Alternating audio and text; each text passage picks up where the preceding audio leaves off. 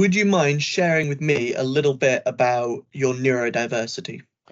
Yeah, hi everybody, my name is Qasim and I have ADHD, autistic, learning disabilities and dyslexia.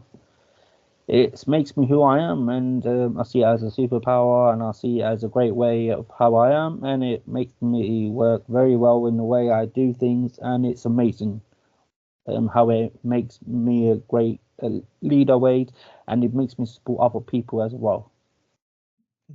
And how does that help you deliver the Oliver McGowan mandatory training? By experience, it's great you have experience understanding about people with disabilities and things like that, but understanding about what people may be going through day to day, and and what he went through, it was terrible, and I wish nobody ever go through that again. And I'm very grateful for Oliver Munn doing great work and doing supporting people around the country, and doing a great work. And I feel like she had made me realize I should be doing the same thing as well. So it helped me out as well by doing this because advocating to loads of disability people and things like that.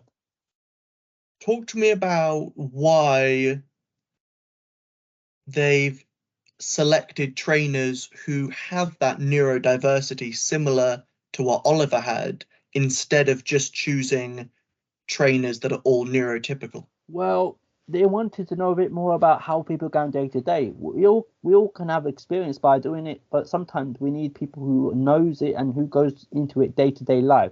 For example, for me, I go through things day to day life, but I have the experience and I like to advocate into it to making sure these things what we are doing it supports those residents and the voice of disability and neurodiversity for helping making sure they get the best out what we do and for helping them to making sure the voices are there to though maybe people may not able to speak out loud enough and I can make the difference to improve every service of NHS and dentistry service, making sure they get the best out of it. And that's what I want to do because without me doing it, not doing this and the recognition I get out from it as well to making sure my voices and it helps out to support all those people who may struggle by speaking out loud.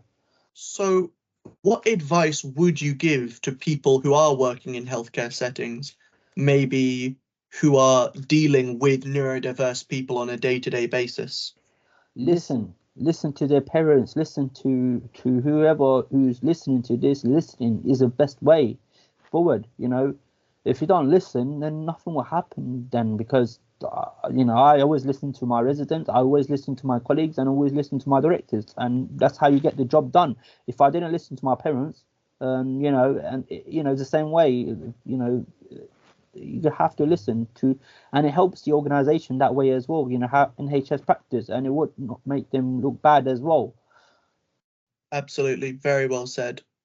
Thank you so much for talking with me about this, Qasim. I think this is going to be really, really insightful for a lot of people.